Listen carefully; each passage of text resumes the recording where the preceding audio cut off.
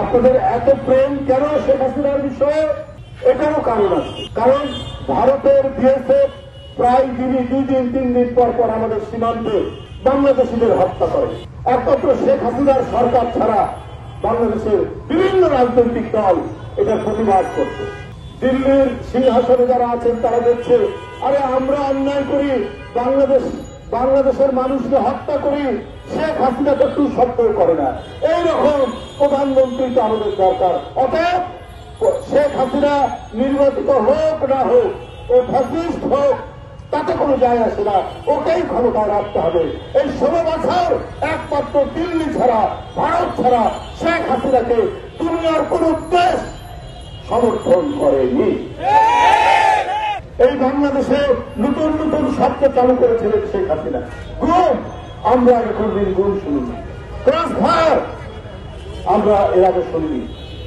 এগুলো শেখ হাসিনা শুরু করেছেন কারণ যে বাংলাদেশের কোন রাজনৈতিক দল, কোন সামাজিক গোষ্ঠী তার অন্যায়ের বিরুদ্ধে যাতে টু শব্দ করতে না পারে, তাই তিনি কোন সমাজের মধ্যে আতঙ্ক, ভয় তৈরি করেছিলেন এই গুম খুনের মধ্যে।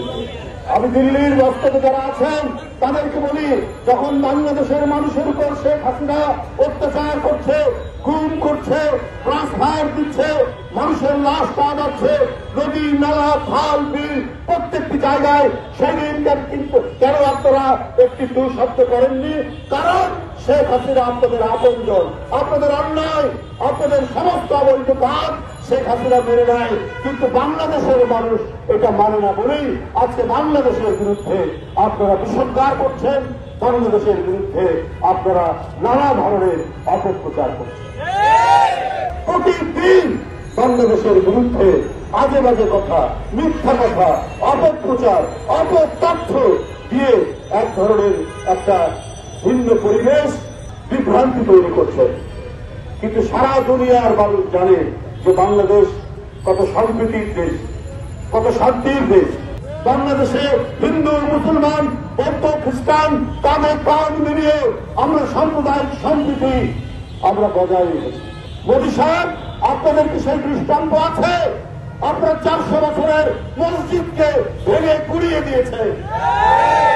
আপনারা নামাজের উপর আক্রমণ করেন, নামাজরত অবস্থায় মানুষের উপর আপনারা আক্রমণ করেন, সেই ছবিও আমরা বাইরে দেখেছি। পুলিশ বুলেট দিয়ে আঘাত করছে। কিন্তু বাংলাদেশ অসাম্প্রদায়িক দেশ, এখানে মুসলিমরা সংখ্যাগরিষ্ঠ, তারপরেও আমরা প্রীতি, সম্প্রীতি, শুভেচ্ছার বন্ধনে আমরা হিন্দু, মুসলমান, খ্রিস্টান সবাই একত্রিত।